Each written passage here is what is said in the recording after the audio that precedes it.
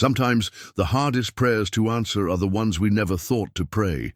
Jacob Miller had spent 30 years asking God to bring his daughter home, never imagining his grandson would come instead. The old Amish widower was crossing the wooden bridge during a fierce storm when he saw her, a small girl standing on the edge, ready to jump into the swollen river below.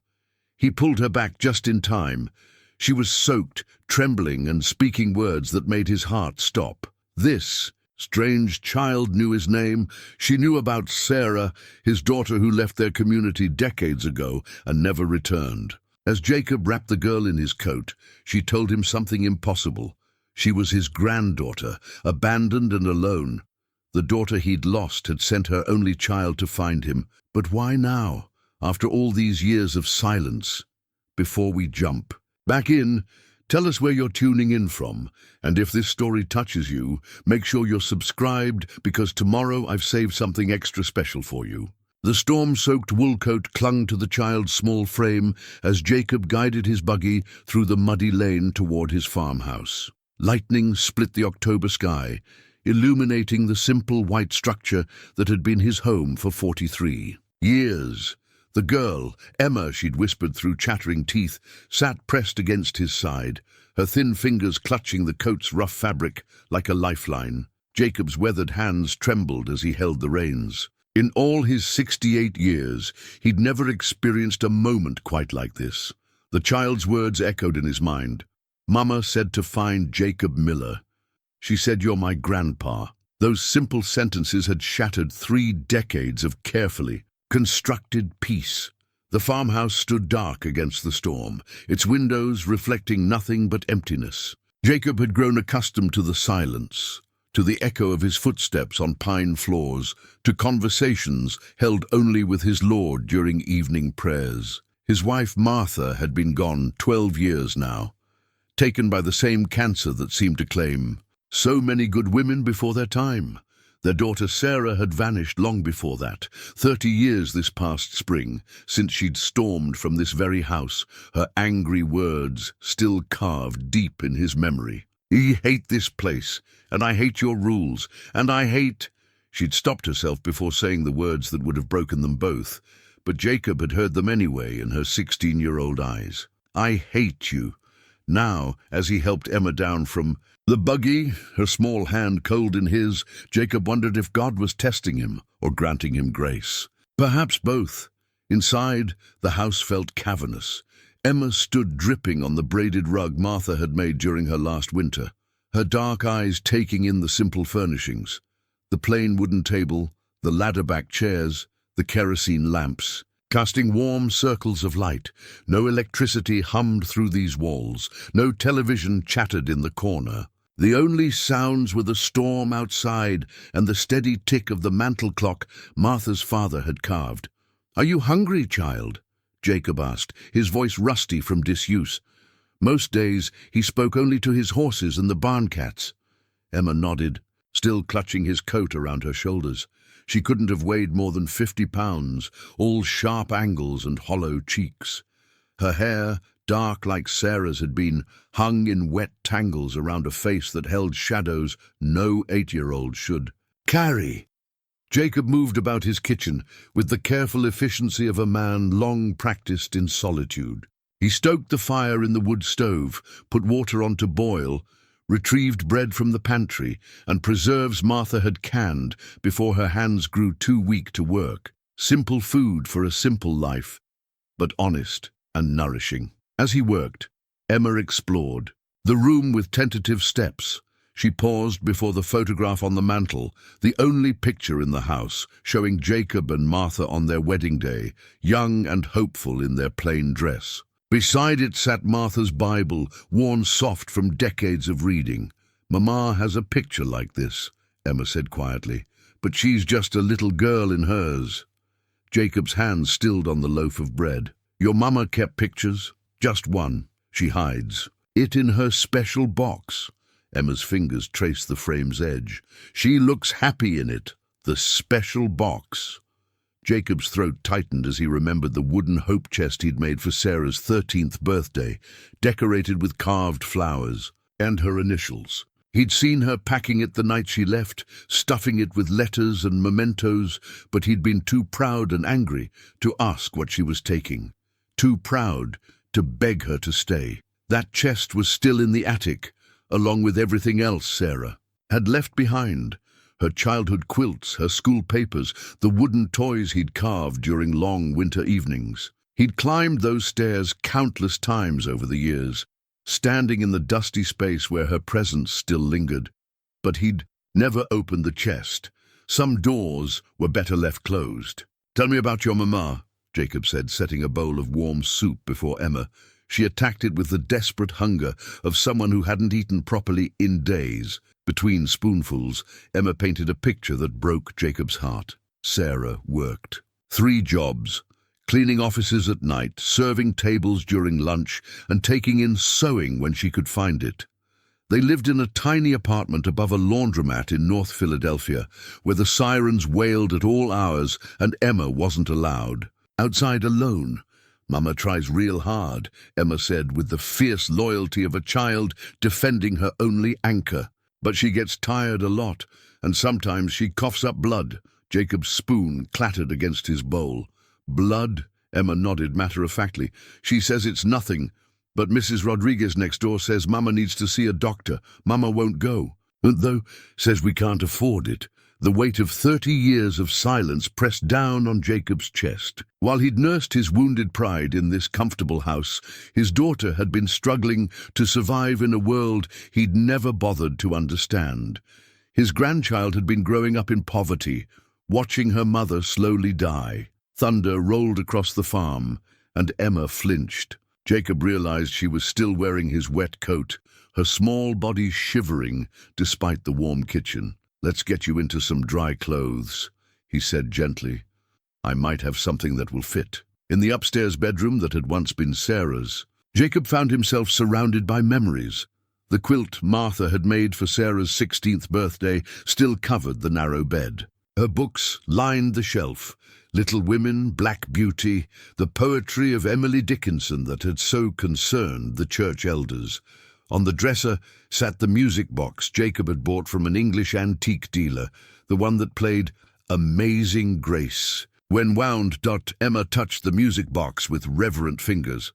"Mama used to sing that song to me when I couldn't sleep." From Sarah's old dresser, Jacob retrieved a white nightgown that would swim on Emma's tiny frame. As she changed in the bathroom, he found himself really looking at his daughter's room for the first time in years. Everything was exactly as she'd left it, preserved like a shrine to his own stubbornness. When Emma emerged, drowning in the oversized nightgown, she looked even younger and more fragile. Jacob had tucked her into Sarah's bed, pulling the wedding ring quilt up to her chin when she spoke into the darkness. "Grandpa Jacob, are you mad at Mama?" The question pierced him. "Why would you think that?" "Because she cries sometimes when she looks at that picture, and she says maybe you wouldn't want to see her again because she left and never came back." Jacob sat heavily on the chair beside the bed, the same chair where he'd read bedtime stories to Sarah when she was Emma's age. "I was mad for a long time," he admitted, "but I was wrong to be mad. I should have gone looking for her. Why didn't you?" How could he explain pride to a child? How could he describe the particular brand of righteous anger that had hardened his heart like winter ground? "Because I was foolish and scared and too proud for my own good." Emma was quiet for a long moment. Then, "Mama said you were the best papa in the world when she was little. She said you made her a dollhouse and taught her to milk cows and read her stories about Jesus." Jacob's eyes burned. He had done those things, treasured those moments when Sarah would climb into his lap with her picture Bible, her small head nestled against his chest as he read about the Good Shepherd who left 99 sheep to find the one that was lost. She remembers that? She remembers everything. That's why she told me to find you. She said, Emma's voice broke. She said she might have to go away soon, and she wanted to make sure I had somebody who would love me. The words hit Jacob like a physical blow. His daughter was dying, and she'd sent her child to him as a final act of faith that despite everything, despite 30 years of silence and hurt, he would do right by the granddaughter he'd never known existed. Outside, the storm was beginning to pass, but inside Jacob Miller's heart, a tempest was just beginning. He sat watching Emma sleep, this unexpected gift wrapped in sorrow and hope, and wondered if God was offering him a chance at redemption or testing his capacity for love. In the morning, he would need to make decisions that would change everything. But for now, he simply listened to the child's breathing and marveled at the mysterious ways the Lord worked in the lives of stubborn old men who thought they knew something about forgiveness. Dawn broke grey and subdued over the Miller farm. The storm's fury spent, but its damage evident in the scattered branches and muddy puddles that dotted the yard. Jacob had risen before first light, as was his custom. But instead of heading straight to the barn for morning milking, he found himself standing in the doorway of Sarah's room, watching his granddaughter sleep. Emma lay curled beneath Martha's wedding ring quilt, so small she barely made a dent in the mattress. In sleep, the shadows under her eyes seemed deeper, the sharp angles of her cheekbones more pronounced. Jacob's trained eye, accustomed to evaluating livestock and crops, recognized the signs of prolonged malnutrition and stress. This child had been surviving, not thriving. When Emma stirred an hour later, Jacob had breakfast waiting, eggs from his own hens, bacon from his smokehouse, fresh milk still warm from the cow. She ate with the same desperate hunger as the night before, and Jacob made a mental note to contact Doc Henderson. Emma needed more than food. She needed medical attention. "Tell me about the journey here," Jacob said gently, settling across from her with his coffee. "How did you find me?" Emma's spoon paused halfway to her mouth. For a moment, fear flickered across her features, the look of a child who'd learned that truth sometimes brought punishment. "It's all right," Jacob assured her. "You're not in trouble. I just want to understand." The story that emerged broke Jacob's heart into smaller pieces. Sarah had collapsed at work 3 days ago, coughing blood onto the diner floor where she waited tables. The ambulance had taken her to Philadelphia General Hospital, where doctors had run tests and spoken in whispers. Emma had been placed with a neighbor, Mrs. Rodriguez, who spoke more Spanish than English and had 6 children of her own. "Mama woke up for a little while," Emma said, her voice barely above a whisper. She was real scared. She kept saying she couldn't die yet, not until she knew I'd be safe. "She made me promise to find you if something happened." "How did you get here, child? Philadelphia is a long way from Lancaster County." Emma reached into the pocket of her dress, the same clothes she'd worn in the storm, now clean and dry but showing their worn condition. Her small fingers withdrew a crumpled piece of paper and something else that made Jacob's blood run cold. The paper was a hand-drawn map, obviously created by Sarah, showing the route from Philadelphia to Jacob's farm. But it was the other item that stopped Jacob's heart. A white plastic hospital bracelet, the kind they put on patients' wrists. "She gave me this before I left," Emma said, holding up the bracelet. "Said it would help me remember her name if anyone asked." "Sarah Beth Miller. That's what it says." Jacob's hands shook as he took the bracelet. The print was smudged but readable. Sarah Beth Miller, age 46, Dolby 04-15-1978. And in the corner, a designation that made his knees weak. "Critical Care Unit." "Emma," Jacob said carefully, "is your mama very sick?" The child's composure finally cracked. Tears spilled down her cheeks as she nodded.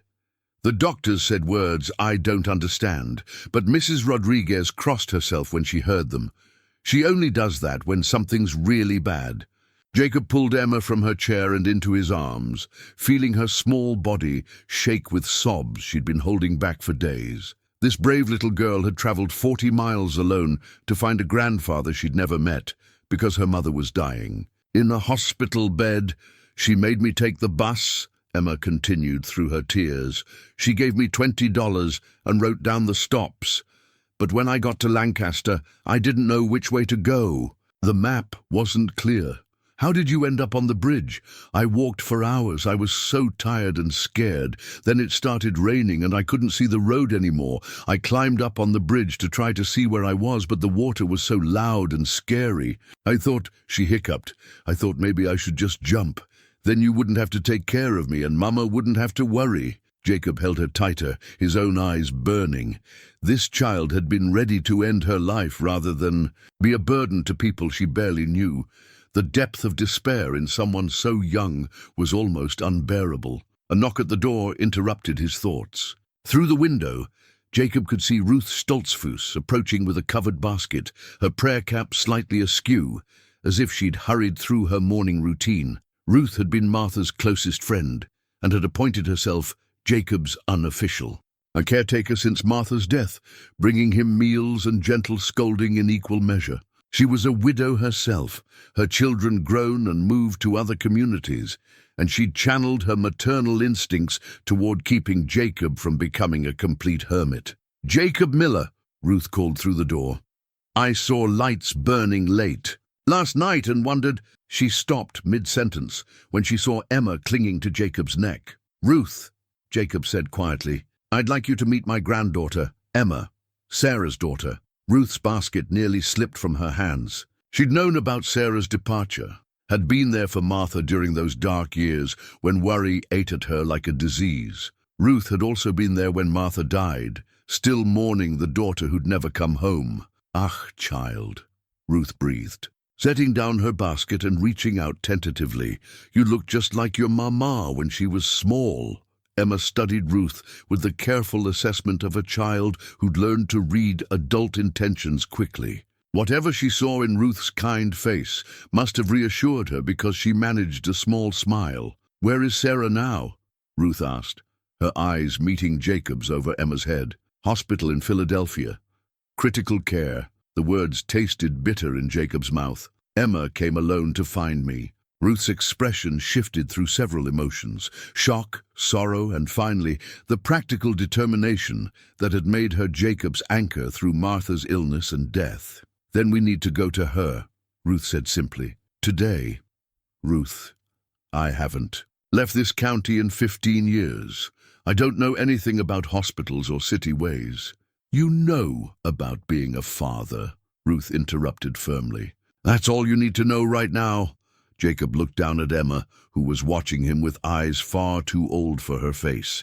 She was waiting to see if he would choose her, choose them, or if she would face this alone like she'd faced everything else in her short life. The hospital bracelet lay on the table beside Emma's empty bowl, a stark reminder that while Jacob had spent 30 years nursing his pride, his daughter had been living in a world that had slowly been killing her. Time was not a luxury they possessed. "Can you arrange for someone to tend the animals?" Jacob asked Ruth, his voice steady despite the turmoil in his heart. "Consider it done." Ruth was already moving toward the door. "I'll have Samuel Zook pick those up in his car within the hour. Emma, child, we're going to see your mama." For the first time since Jacob had pulled her from the bridge, Emma's face showed genuine hope. But Jacob could see the fear there too.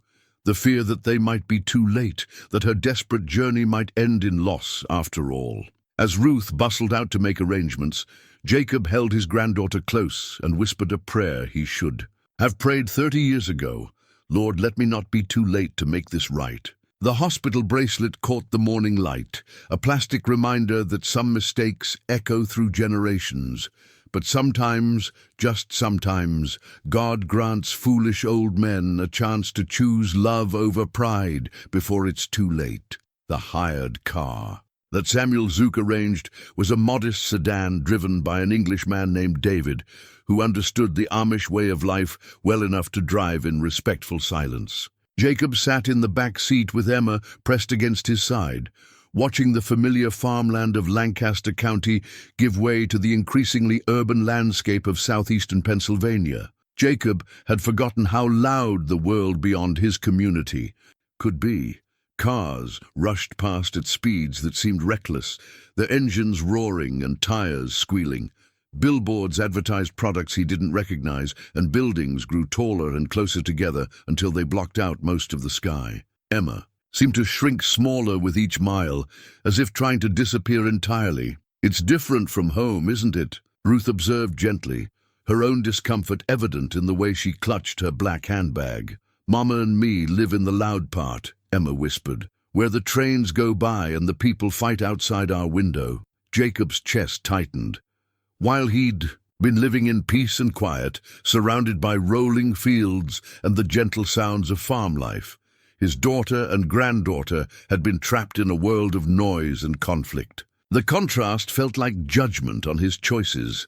Philadelphia General Hospital loomed before them, like a grey mountain of glass and concrete. Jacob had never seen a building so large, so impersonal.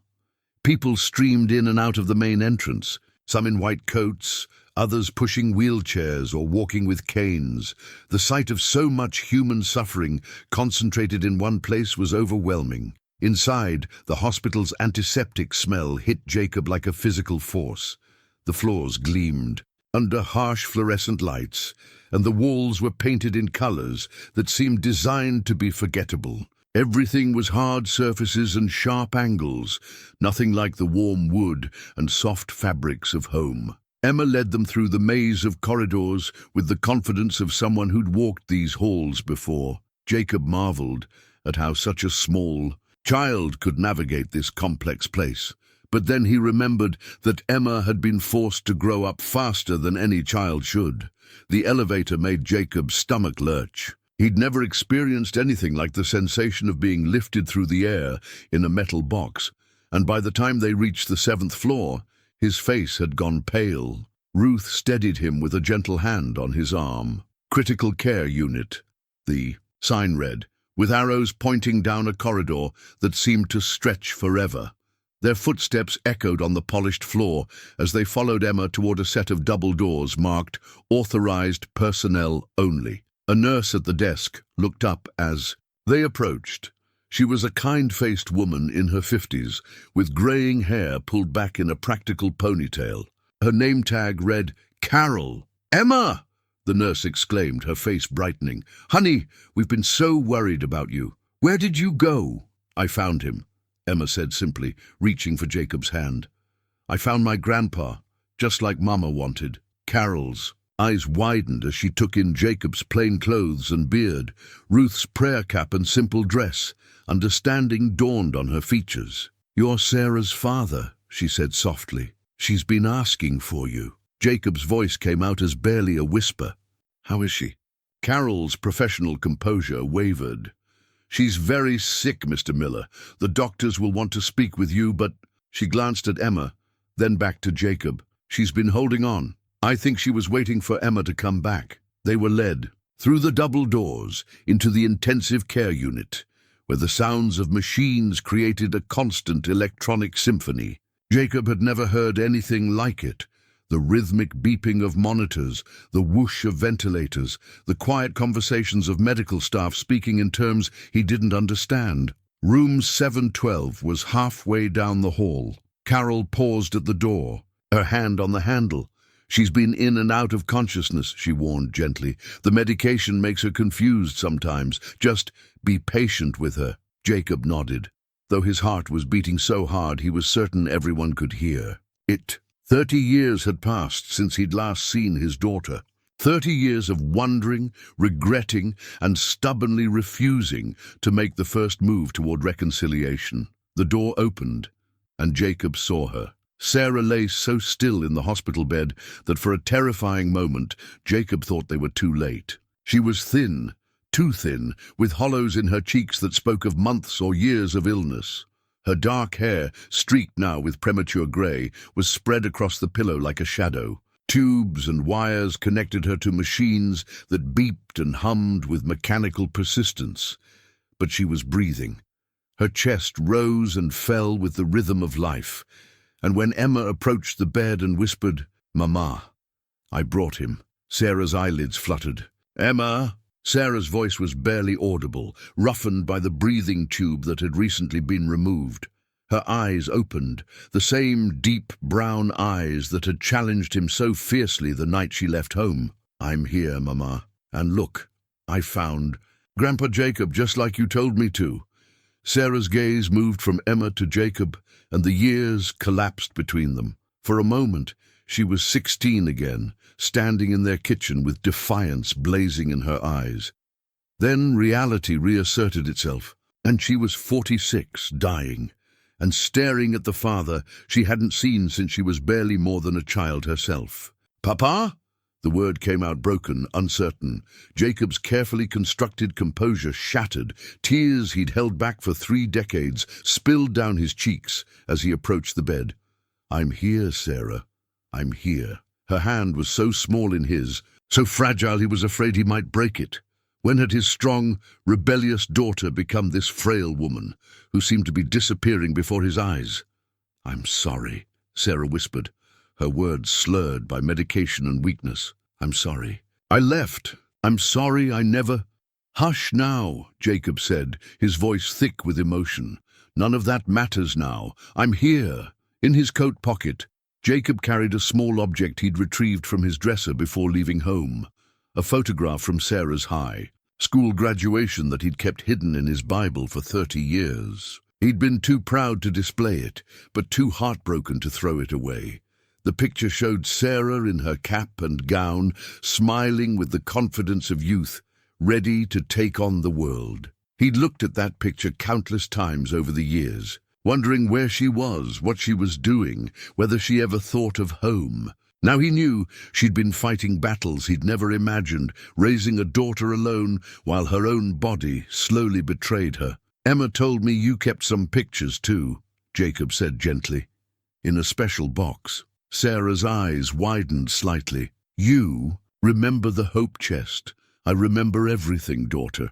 I remember everything, and I've missed you every single day since you left." For the first time in 30 years, Sarah Miller smiled at her father, and Jacob understood that sometimes the greatest gifts come wrapped in the deepest sorrows. The hours that followed blurred together in a haze of medical consultations and whispered conversations.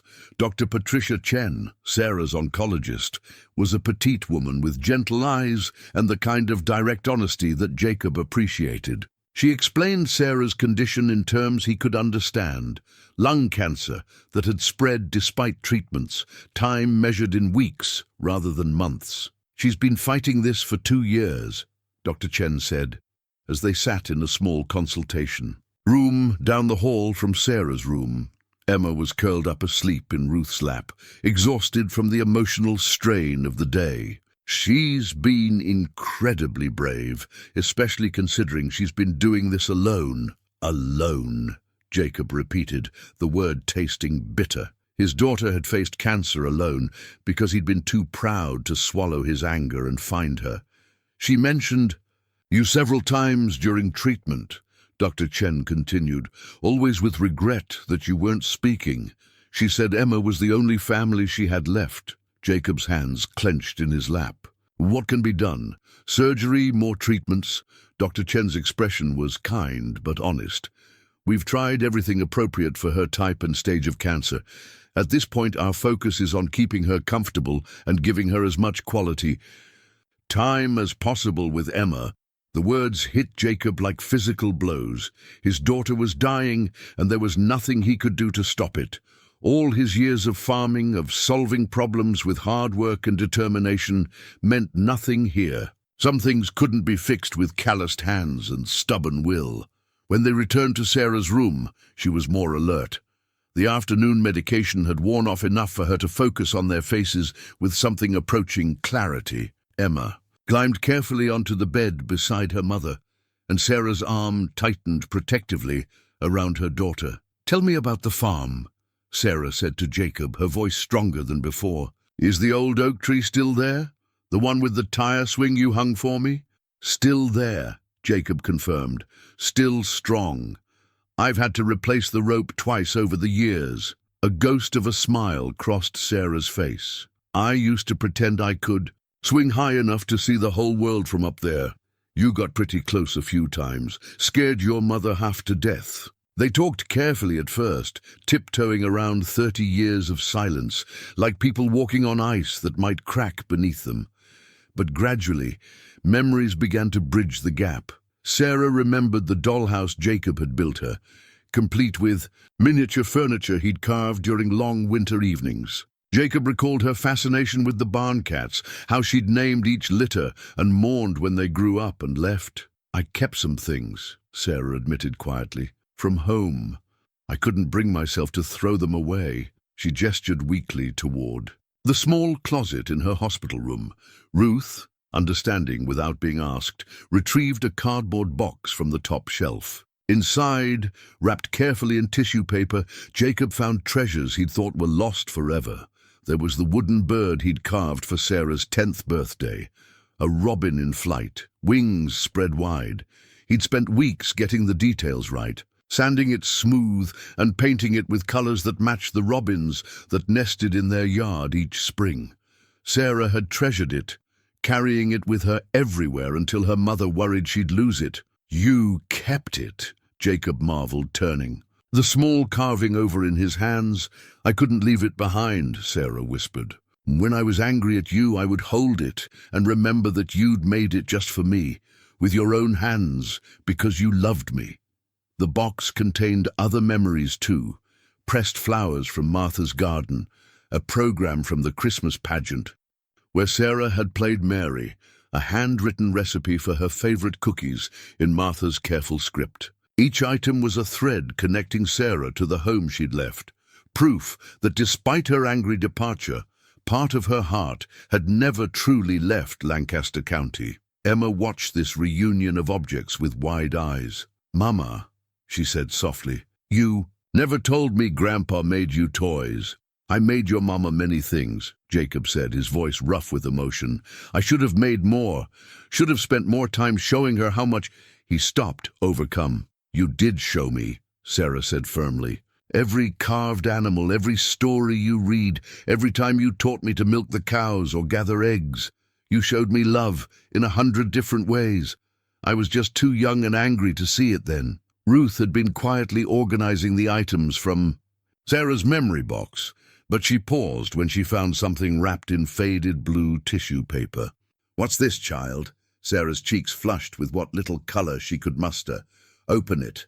Ruth carefully unwrapped a small square of fabric, a patch from Martha's wedding quilt that Sarah must have cut away before leaving home. The stitching was Martha's work, tiny and precise, the pattern a traditional double wedding ring in blues and whites.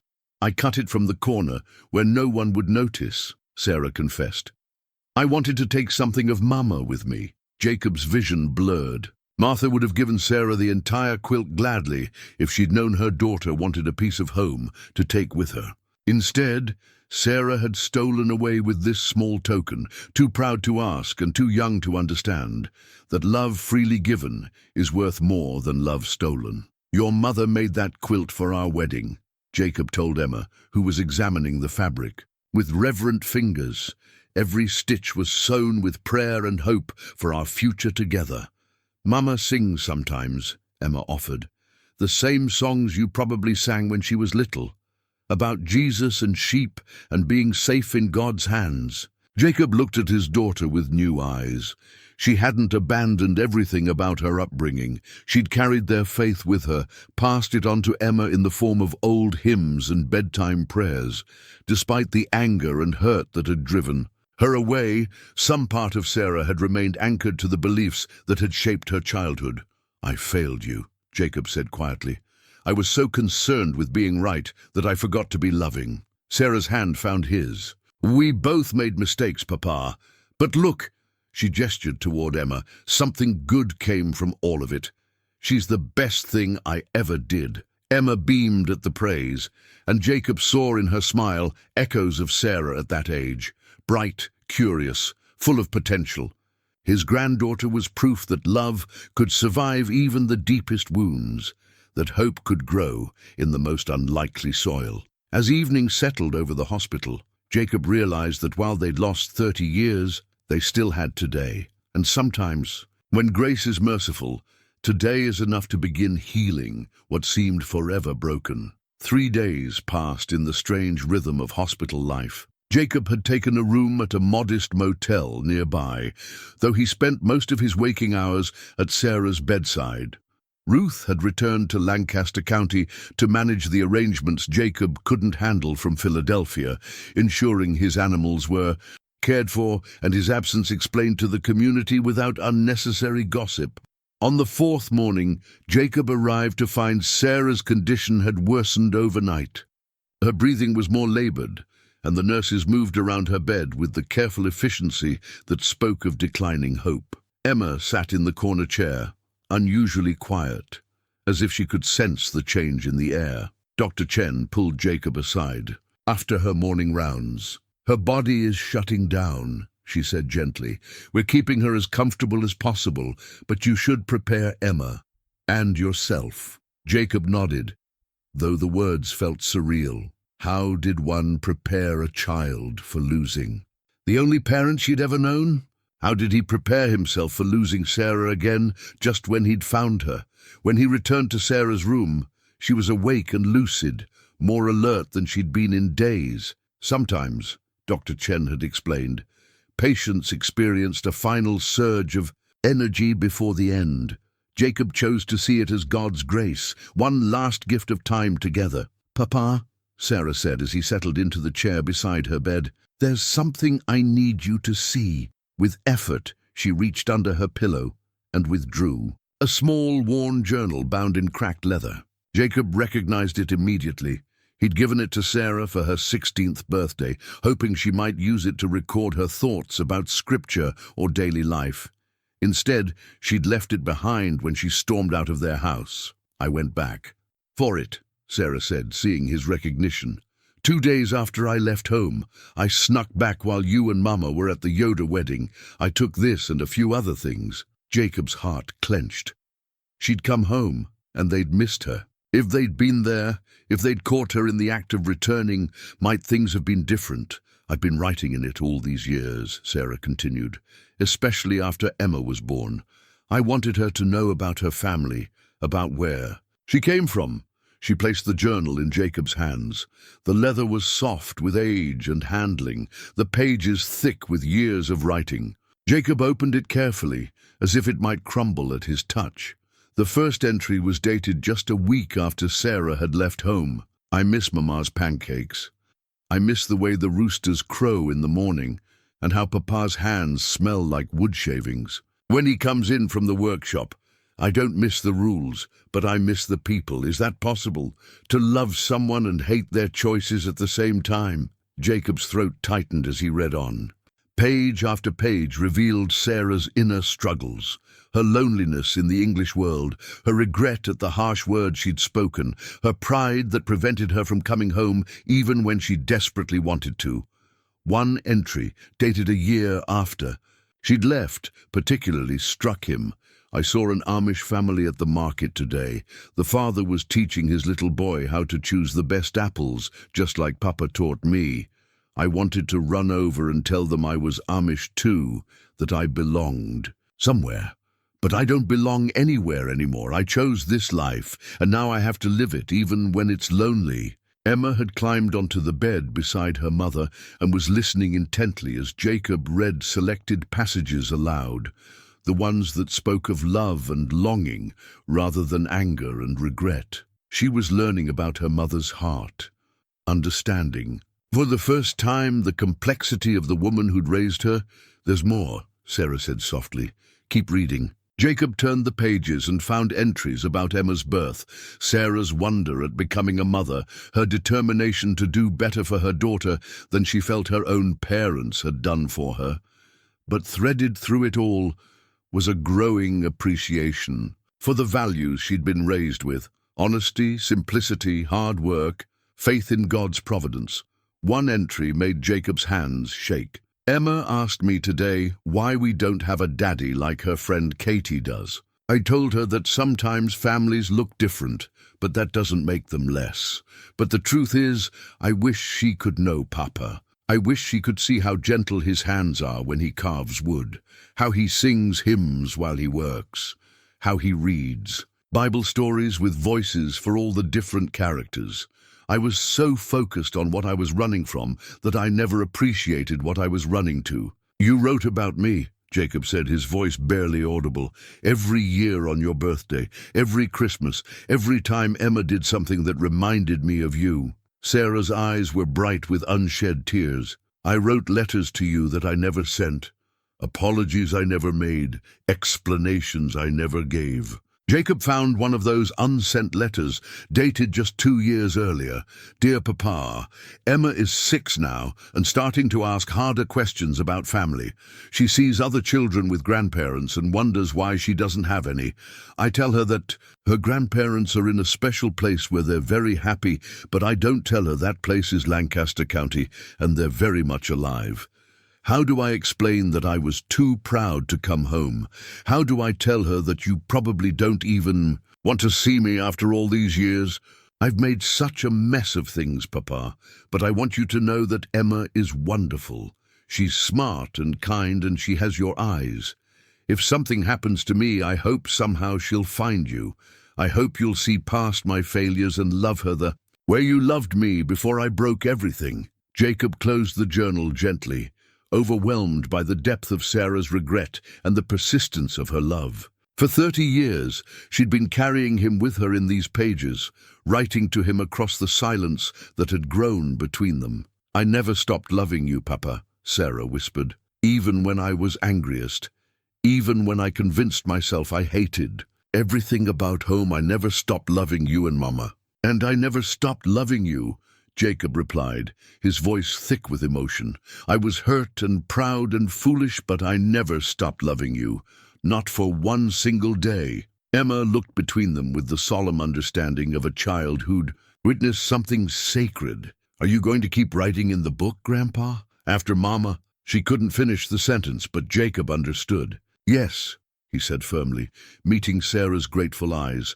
I'll write in it for both of us, and someday, Emma, when you're old enough, I'll teach you to write your own stories in these pages. Through the window, afternoon light filtered into the hospital room, casting gentle shadows across the 3 of them. The diary lay open in Jacob's lap, a bridge across 30 years of silence, proof that love could survive even the deepest wounds when it was tended with patience and watered with forgiveness. The next morning brought an unexpected gift. Sarah woke with more strength than she'd shown in days, her eyes clear and focused.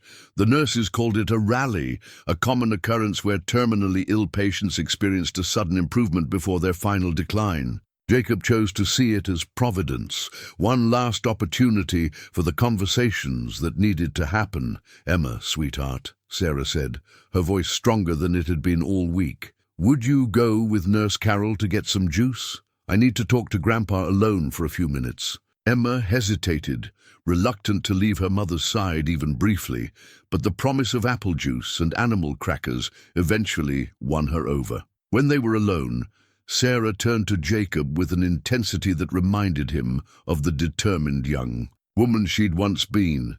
I need to tell you about Emma's father, she said without preamble.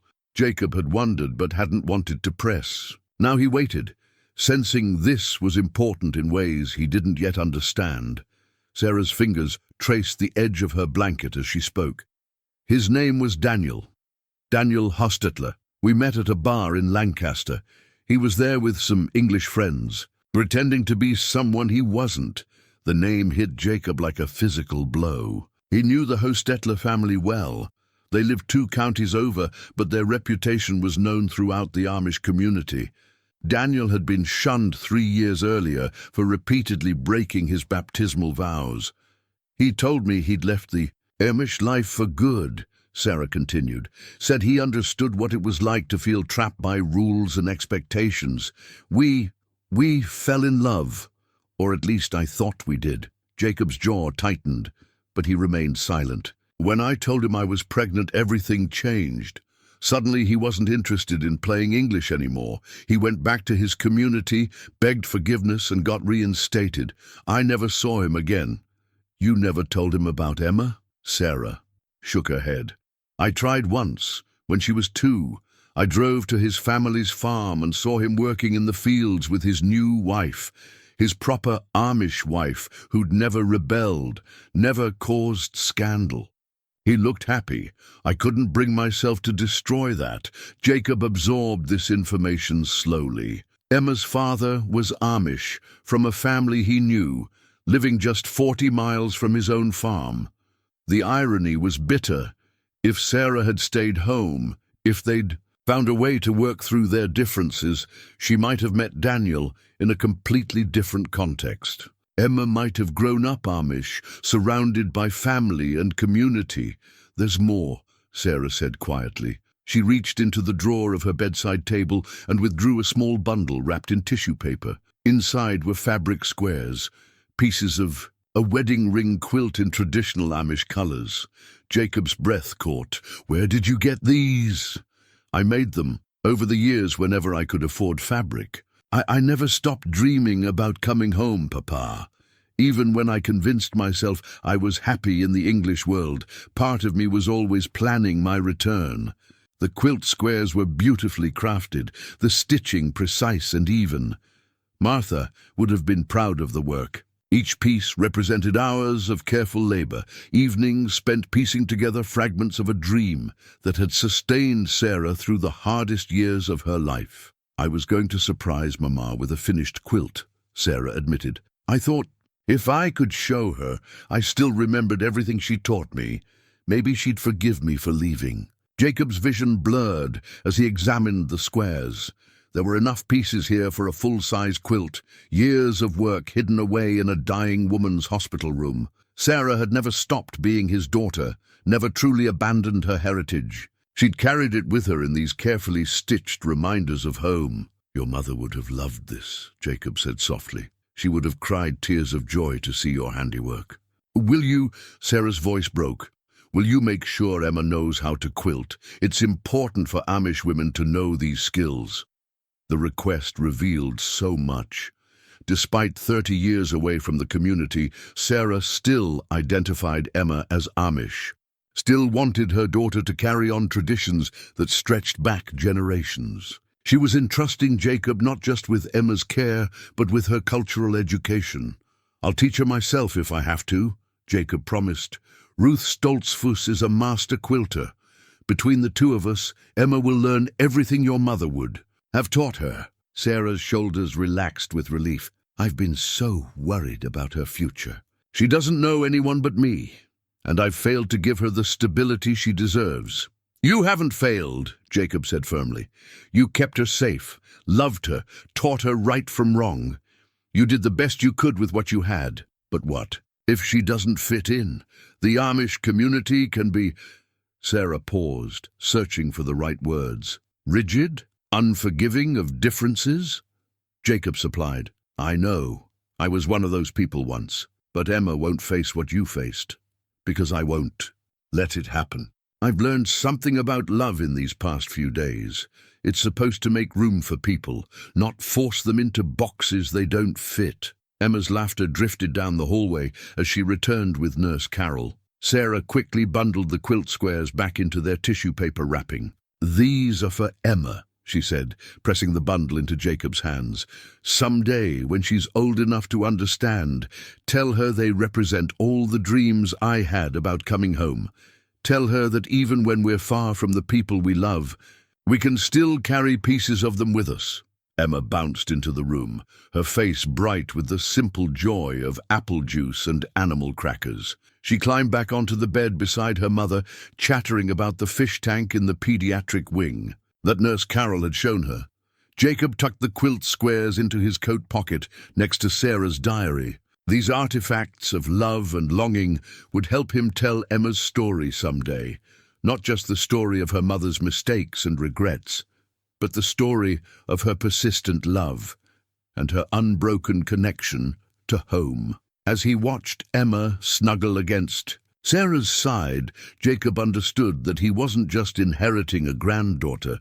He was being entrusted with the continuation of a family legacy that had survived separation, pride, and years of silence. Sarah had kept their traditions alive in small stitches and careful squares of fabric, waiting for the day when they could be woven back into the larger pattern of their family's story. The afternoon sun streamed through the hospital window, illuminating 3 generations of Millers finally together, finally understanding that love is patient enough to wait 30 years for the right moment to heal what seemed permanently broken. The 7th day of their vigil began like the others, but Jacob sensed a change in Sarah's breathing, a subtle shift that spoke of time running short.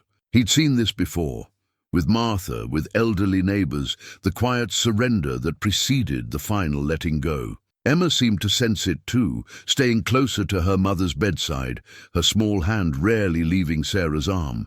It was just past noon when the social worker arrived. Janet Morrison was the efficient woman in her 40s, carrying a leather briefcase and wearing the kind of smile that didn't reach her eyes. Jacob had been expecting this visit. Hospitals were required to involve social services when a child's guardian was terminally ill, but her presence still made his stomach knot with anxiety. "Mr. Miller?" she said, extending her hand. "I'm Janet Morrison from Child Protective Services. I understand you're Emma's grandfather?" Jacob nodded, uncomfortably aware of how his plain clothes and beard must appear to this Englishwoman. "Yes, ma'am. Sarah's father. I need to speak with you about Emma's placement after—" She glanced toward Sarah's bed, where Emma was showing her mother a picture she'd drawn. "After her mother is no longer able to care for her, they moved to the small consultation room down the hall." Janet opened her briefcase and withdrew a thick folder, spreading papers across the table between them. "I've been reviewing Emma's case," she began, "and I'm afraid there are some complications regarding custody." Jacob's blood chilled. What kind of complications? According to our records, Emma's biological father is listed as Daniel Hostetler. Mr. Hostetler has been contacted and has expressed interest in claiming parental rights. The words hit Jacob like a physical blow. Daniel Hostetler. But Sarah said he abandoned them. He's never even met Emma. That may be true, but legally, a biological father has certain rights that supersede other family relationships, including grandparents. Janet's tone was professionally neutral, but Jacob heard the sympathy underneath. "Mr. Hostetler's attorney contacted our office yesterday. He's claiming that he was never informed of Emma's existence and wants to establish paternity and custody." Jacob's mind raced. This couldn't be happening, not now, when Sarah was dying, when Emma needed stability and love, not legal complications. "What does that mean for Emma?" he asked, dreading the answer. "It means that once paternity is established, and given Emma's Amish heritage on both sides, it shouldn't be difficult. Daniel Hostetler would have the strongest legal claim to custody. Unless—" She paused, consulting her papers. "Unless there are documented reasons why placement with the father would be detrimental to the child's welfare." Jacob thought of Emma's fear, her fragility, the trust she was just beginning to place in him. The idea of her being handed over to a stranger who'd shown no interest in her existence for 8 years was unbearable. "He's a stranger to her," Jacob said desperately. "She's never even heard his name. I understand your concern, but the courts generally favor biological parents unless there are compelling reasons not to. Mr. Hostetler has no criminal record, he's financially stable, and he's expressed willingness to provide for Emma's needs. What about what Emma wants? The court will consider her preferences, given her age, but they're not binding. A child's stated preference can be influenced by many factors: fear of change, loyalty to current caregivers, lack of understanding about what's in their best interest." Jacob stared at the legal documents spread across the table, feeling helpless in a way he hadn't experienced since Martha's diagnosis. All his life, he'd solved problems through hard work and determination, but this was beyond his control. "When will this be decided? Mr. Hostetler is requesting an expedited hearing, given Mrs. Miller's condition. It could be as soon as next week." Back in Sarah's room, Jacob struggled to maintain his composure. How could he tell his dying daughter that the man who'd abandoned her was now trying to claim their child? How could he prepare Emma for the possibility that she might be taken away from the only family she'd ever known? Sarah noticed his distress immediately. When Emma dozed off in the afternoon, curled up in the reclining chair beside the bed, Sarah questioned him with her eyes. "What's wrong, Papa? You look like you've seen a ghost." Jacob told her about the social worker's visit, watching Sarah's face pale with each detail. When he finished, she was quiet for a long moment, staring at the ceiling with the hollow expression of someone who'd just received devastating news. "He doesn't want her," she said finally. "Daniel Hostetler has never wanted anything to do with Emma. This is about something else." "What do you mean?" Sarah's jaw tightened with what little strength she had left.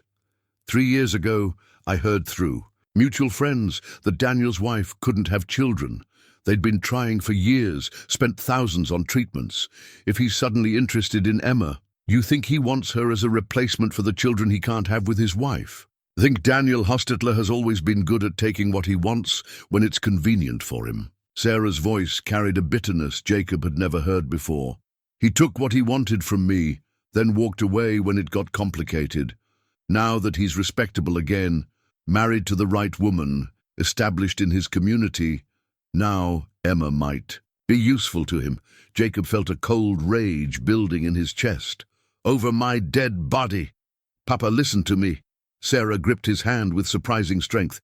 "There's something I never told you, something important." She directed him to her purse, hanging in the small closet. "Look in the inside pocket. There's an envelope." Jacob found the envelope, yellowed with age, and marked simply Emma in Sarah's handwriting.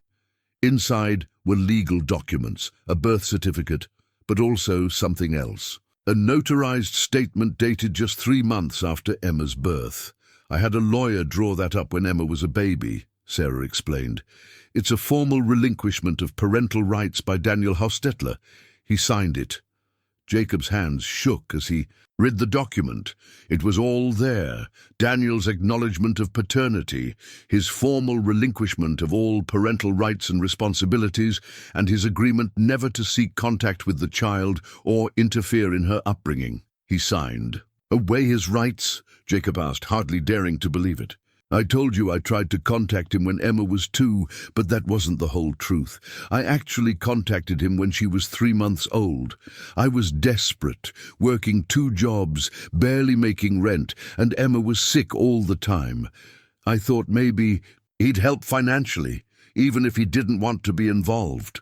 Sarah's voice grew stronger as she continued, fueled by righteous anger. "He came to my apartment with a lawyer and these papers. Said he'd give me $5,000 to disappear and never contact him again. Said if I ever tried to claim he was Emma's father, he'd deny it and make sure everyone knew what kind of woman I was. He paid you to give up his parental rights?" "I was 19, Papa, alone, broke and terrified. That $5,000 kept us housed and fed for almost a year. I thought I was protecting Emma by making sure he could never change his mind and tried to take her away from me later." Jacob studied the legal document more carefully. It was properly notarized, witnessed, and filed with the county court. Daniel Hostetler had no legal claim to Emma. He'd signed away any rights he might have had. Does the social worker know about this? Not yet. I've been too sick to think clearly, and I was afraid. What if the document wasn't valid? What if there was some loophole? I couldn't bear the thought of getting Emma's hopes up only to have them crushed. Jacob folded the papers carefully and tucked them into his coat pocket next to Sarah's diary and the quilt squares. These 3 artifacts, the record of Sarah's persistent love, the symbol of her dreams of home, and the legal proof of Emma's freedom from an unwanted father, would determine his granddaughter's future. "Tomorrow," he promised Sarah, "I'll make sure Janet Morrison sees these papers. Daniel Hostetler gave up the right to claim Emma years ago. He doesn't get to change his mind now just because it's convenient." For the first time in days, Sarah smiled with genuine relief. "Emma will stay with you. Emma will stay with me," Jacob confirmed, "no matter what it takes." Outside, evening shadows were gathering, but inside room 712, hope had been rekindled. Sometimes the most important battles were fought not with strength or determination, but with old papers hidden in dying women's purses, legal artifacts that proved love could be protected even when it seemed most vulnerable. The morning of the 8th day brought a flurry of activity that would have been overwhelming under normal circumstances. Jacob sat in the hospital's legal consultation room with Janet Morrison and a court-appointed attorney named Marcus Webb. The precious custody relinquishment documents spread across the table like a shield against Daniel Hostetler's sudden claim to fatherhood. Janet Morrison examined the papers with professional thoroughness, her expression shifting from skepticism to surprise to something approaching relief. "These appear to be legitimate," she said finally. "Properly notarized, filed with the county court. If they're authentic, they completely invalidate Mr. Hostetler's custody claim." "They're authentic," Jacob said firmly. "My daughter wouldn't lie about something this important." Marcus Webb, a thin man in his 50s, with kind eyes behind wire-rimmed glasses, studied the documents more carefully. "There's something unusual here," he said. "This relinquishment includes a specific clause." Mr. Hostetler agreed that if he ever attempted to regain parental rights, he would be liable for all the child's expenses since birth, plus punitive damages. Jacob felt a grim satisfaction. Even at 19, scared and alone, Sarah had been smart enough to protect herself and Emma from Daniel's potential future manipulations. "Does this mean Emma can stay with me?" Jacob asked. "It means Mr. Hostetler has no legal standing to claim custody," Janet confirmed. "However, we still need to go through the formal guardianship process. The court will want to ensure you can provide a stable, appropriate home environment." They were interrupted by a knock at the door. A secretary entered, looking flustered. "Ms. Morrison, there's a Daniel Hostetler here demanding to speak with you about the Miller custody case. He says he has new information." Jacob's blood ran cold. The man who had abandoned Sarah and Emma was here in the hospital, probably hoping to catch them at their most vulnerable moment. "I'll handle this," Janet said. But Jacob stood up. "No," he said firmly. "This is family business. I'll speak." With him, Daniel Hostetler stood in the hospital corridor like an uncomfortable reminder of Jacob's own younger self. Tall, bearded, wearing plain clothes that marked him as Amish, but where Jacob's face showed the weathering of honest work and genuine worry, Daniel's showed the soft comfort of a man who'd lived without real struggle. "Jacob Miller," Daniel said, extending his hand as if they were meeting at a church social rather than fighting over a child's future. "I don't think we've been formally introduced." Jacob didn't take the offered hand. "I know who you are." Daniel's false friendliness faltered. "Look, I think there's been a misunderstanding about Emma. I never knew Sarah was pregnant when she left Lancaster County. If I had known—" "You did know," Jacob interrupted. "You knew, and you paid her $5,000 to give up your parental rights. You have no claim to that child." Daniel's face flushed red. "That was different. I was young, not ready for the responsibility, but I'm established now, married to a good woman. We can provide Emma with a proper Amish upbringing, something Sarah obviously couldn't manage." The insult to his dead daughter's memory ignited something fierce in Jacob's chest. Sarah managed just fine. She raised a loving, intelligent child while working 3 jobs and fighting cancer. She was 10 times the parent you could ever be. She lived in sin, Jacob. She rejected our ways, raised that child outside the community, outside the faith. She sang hymns to Emma every night, Jacob said, his voice low and dangerous. She taught her to pray, to be kind, to think of others before herself. She carried our traditions with her, even when she couldn't come home. That's more faithfulness than you've ever shown. Daniel stepped closer, his own anger showing now. The community knows about Emma now. They know she's half Hostetler, that she has a right to be raised properly. My wife and I, we've been praying about this. Your wife? Jacob couldn't hide his disgust.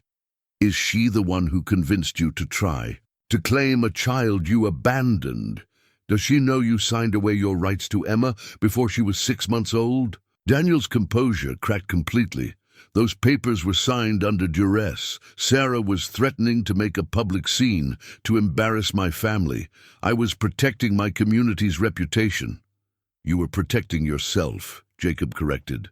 And you gave up any right to change your mind when you took Sarah's money and walked away. A commotion down the hall caught their attention.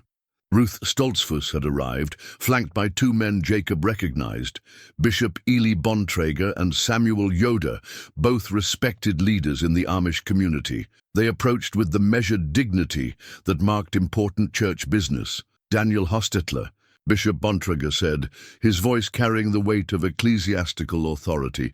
"We need to speak." Daniel's face went pale. "Bishop, you were just disturbing a grieving family and making claims you have no right to make," the bishop said firmly. "We've spoken with the Millers. We know the truth about your relationship with Sarah Miller and your abandonment of your responsibilities." Jacob felt a surge of gratitude toward Ruth, who must have contacted the church leadership when she learned about Daniel's custody attempt. Samuel Yoder, a man known for his fair judgment and kind heart, stepped forward. "Daniel, the community has discussed your situation. Your attempt to claim this child after years of denial brings shame to our people. You signed legal documents, rejecting your parental responsibilities. You cannot now claim them back simply because it suits your current circumstances. My wife and I just want to do right by the child," Daniel protested weakly.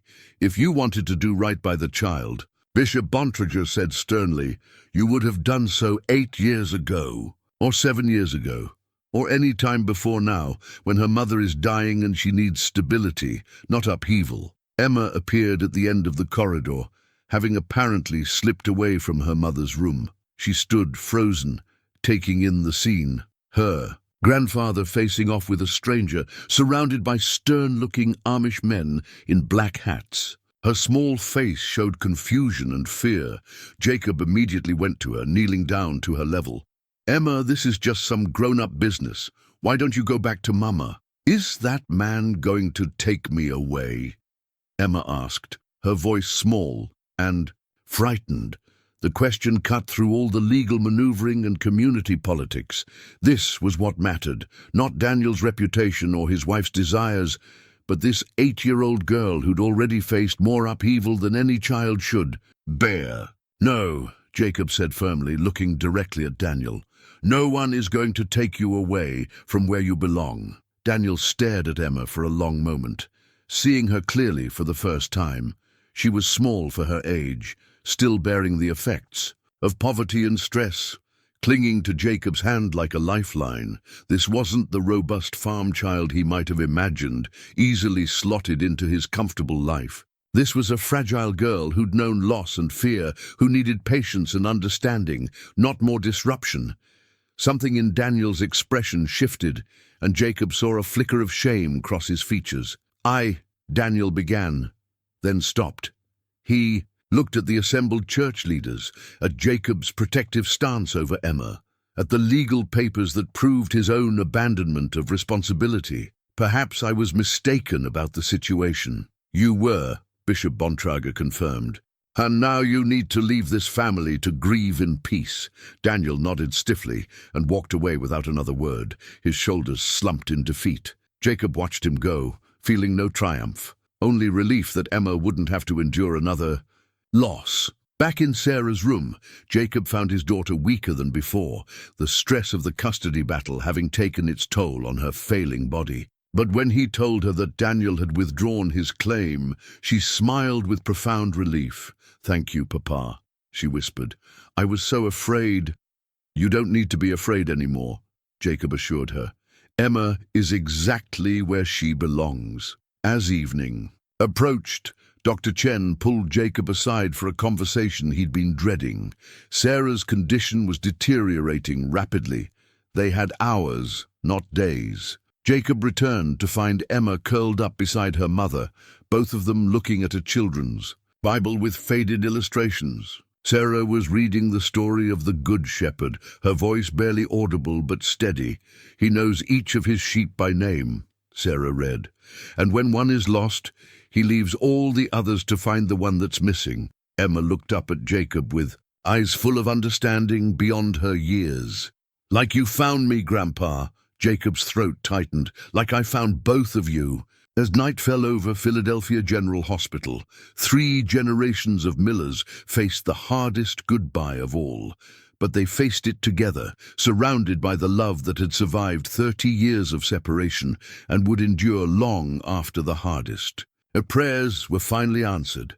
Sarah's condition deteriorated through the night, her breathing becoming increasingly labored despite the oxygen mask that now covered her face. Jacob sat vigil beside her bed, holding her hand while Emma slept fitfully in the reclining chair, wrapped in the hospital blanket that had become her security during these long days. Dawn broke grey and mournful over the city, and with it came Dr. Chen's gentle assessment that Sarah had very little time left. The morning brought a parade of quiet visitors, nurses who'd grown fond of Emma, the hospital chaplain who'd provided comfort during the darkest moments, and Ruth Stoltzfus, who'd returned with a small suitcase of clothes for Emma and homemade soup that no one had the heart to eat. At mid-morning, Sarah rallied one final time, her eyes focusing with sudden clarity.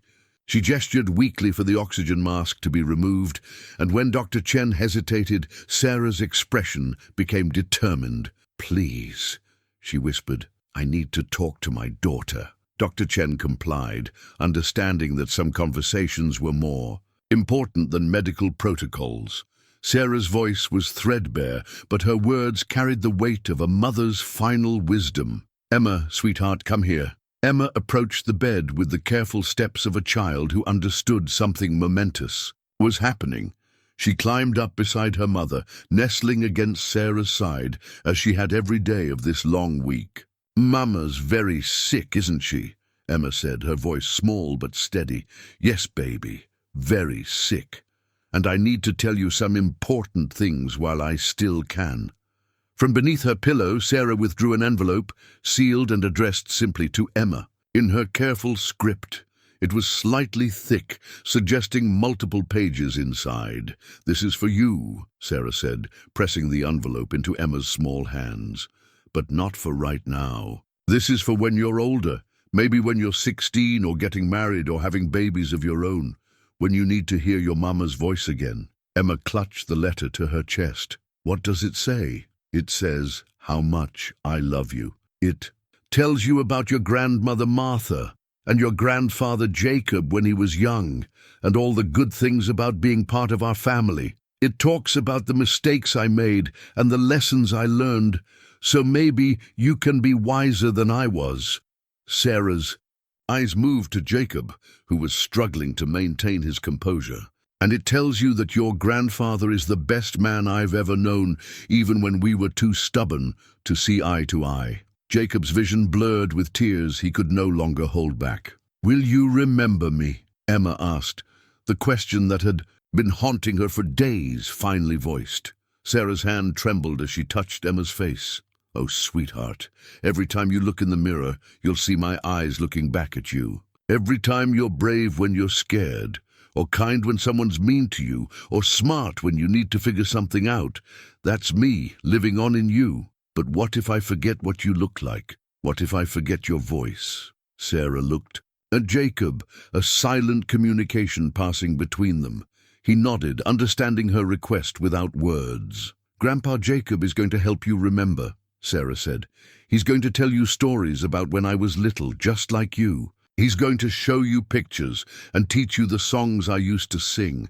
And someday, when you have children of your own, you'll tell them about their grandmother Sarah who loved them even before they were born."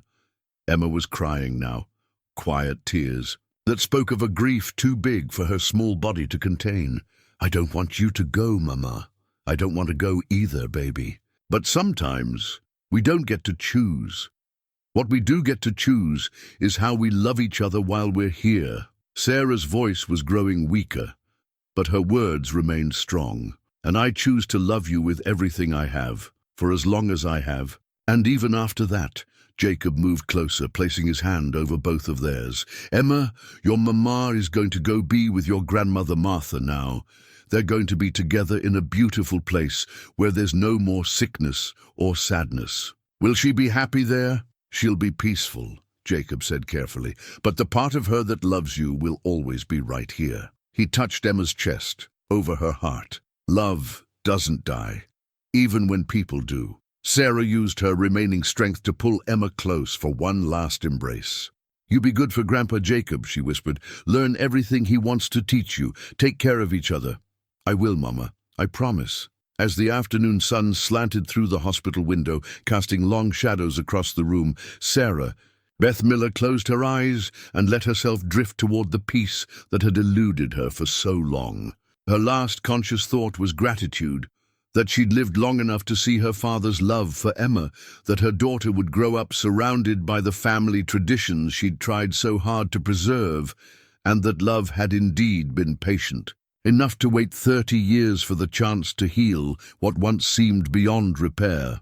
The letter in Emma's hands would be her mother's voice in the years to come, but for now, it was simply one more treasure to add to the collection of artifacts that would help a little girl remember.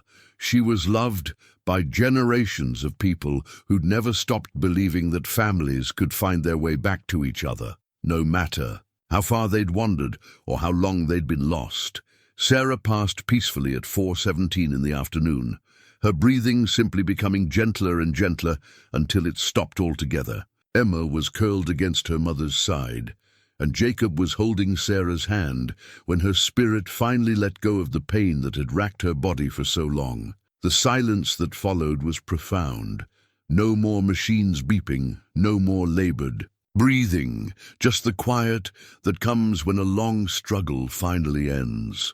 Emma lifted her head and looked at her mother's still face with the solemn understanding of a child who'd been preparing for this moment all week. She looks peaceful now, Emma said softly, touching Sarah's cheek with a gentle finger. She is, Jacob confirmed, his voice thick with grief and relief intermingled.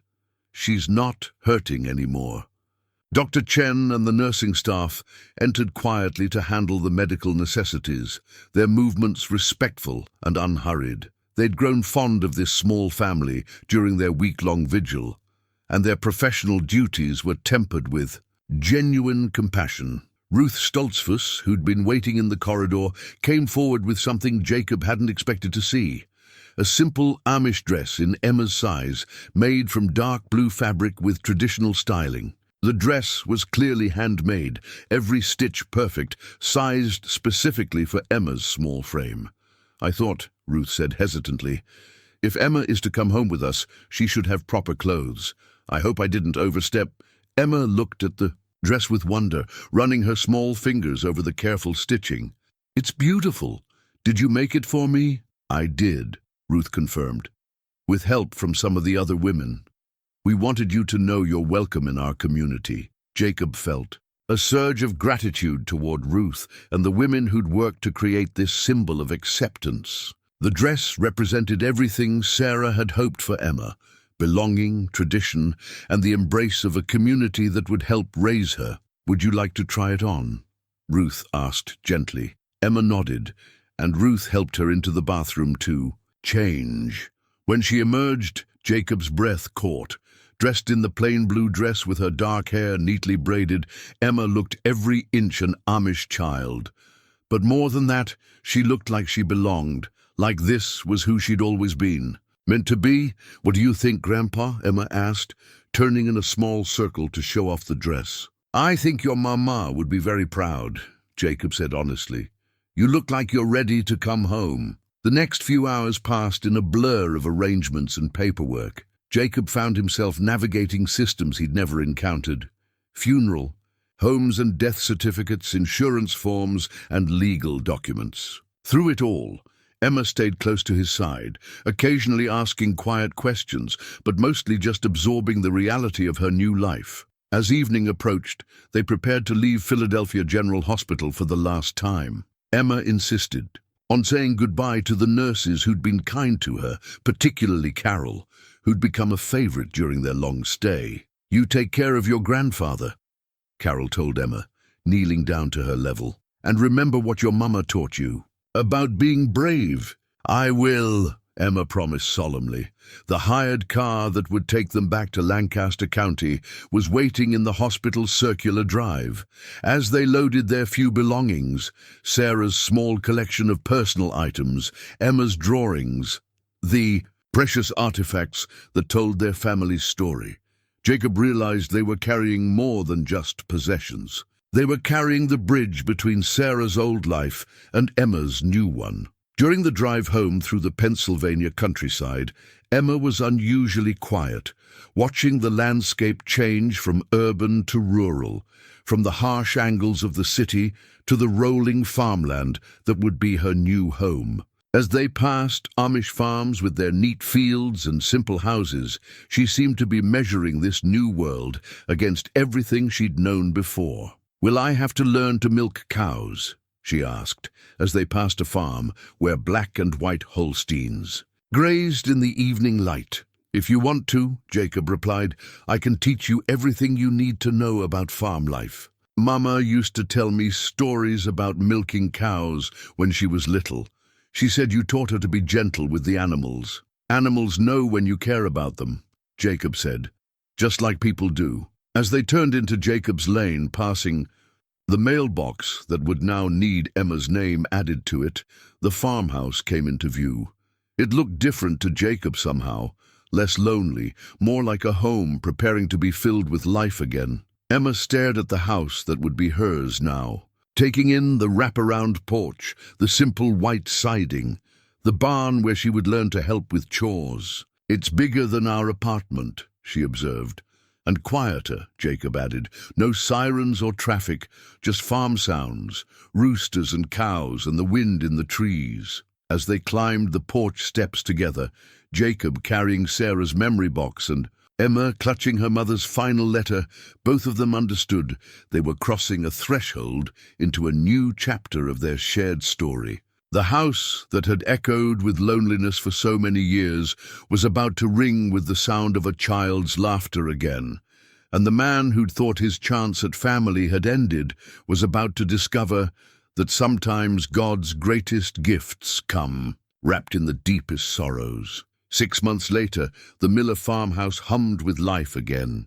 The April morning sun streamed through spotless windows as Emma sat at the kitchen table, carefully stitching together pieces of fabric under Ruth Stoltzfus's patient guidance. Her small fingers had grown more confident with the needle, and the quilt square she was working on, a simple 9-patch pattern in blues and whites, showed marked improvement from her first attempts. "Remember what I taught you about keeping your stitches even," Ruth instructed gently. "Take your time. A good quilting can't be rushed." Emma nodded solemnly, her tongue poking out slightly as she concentrated.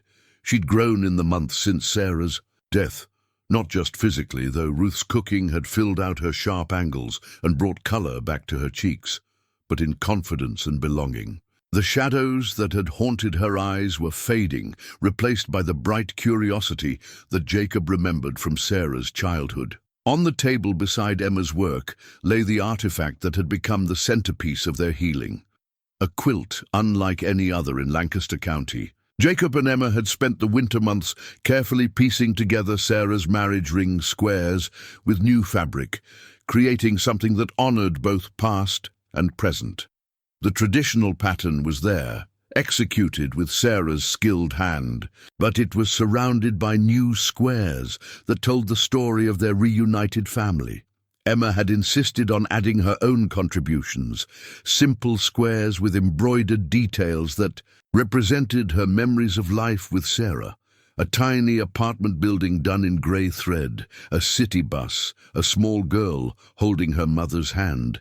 Each image was childish in execution but powerful in meaning, a visual record of the journey that had brought her home. "Tell me again about Grandma Martha," Emma requested as she worked, a daily ritual that had developed over the winter months. Jacob smiled, settling into his chair with his morning coffee. These conversations had become precious to him, a way of keeping Martha's memory alive for the granddaughter who would never meet her. "Your grandmother had the gentlest hands," he began, falling into the comfortable rhythm of storytelling. She could calm a frightened animal or soothe a crying baby just by touching them. And her voice, when she sang hymns while she worked, the whole house felt peaceful. Like Mama's voice? Very much like your Mama's voice. That's where Sarah learned to sing so beautifully. Emma's stitching paused as she considered this connection between the women in her family. Mama used to sing Amazing Grace when I had bad dreams. She said it was a song her mama sang to her. It was, and her mama's mama before that. It's a song that's been passed down through our family for generations. Through the window, Jacob could see his fields green with spring growth. The farm was thriving again, partly because Emma's presence had given him renewed purpose, but also because several young men from the community had quietly begun helping with the heavier work. They understood that Jacob was now responsible for a child and had adjusted their support accordingly, asking nothing in return except the satisfaction of helping a fellow community member. Emma had adapted to farm life with surprising ease.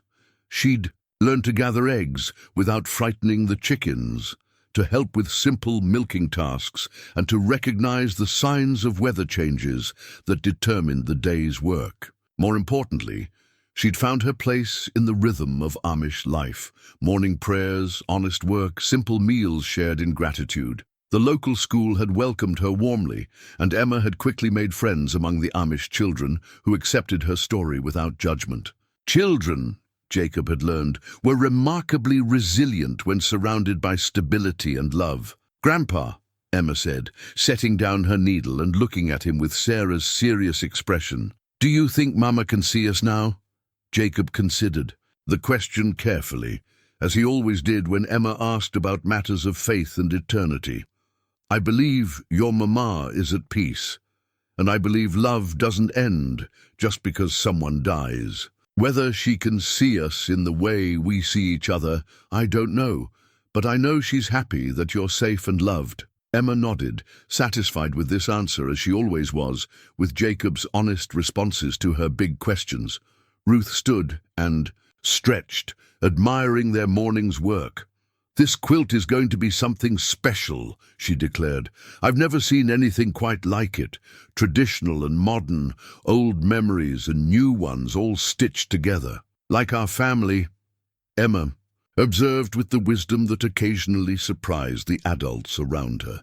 "Exactly like our family," Jacob agreed. That evening, after the chores were done and supper was finished, Jacob and Emma sat on the front porch, watching the sunset paint the sky in shades of rose and gold. Emma was working on a letter, not to Sarah, who was beyond the reach of written words, but to the memory of her mother that she kept alive through daily conversations with the woman who'd loved her first and best. "Dear Mama," she read aloud as she wrote, "today I learned to make bread with Grandpa Jacob. Ruth says I'm getting better at keeping the dough smooth. The baby calves are growing bigger, and the brown one with the white spot lets me pet him now. I still miss you every day, but I'm not scared anymore. Grandpa Jacob says you and Grandma Martha are together now, probably quilting in heaven and watching over us. I hope that's true. I love you, your daughter, Emma Miller."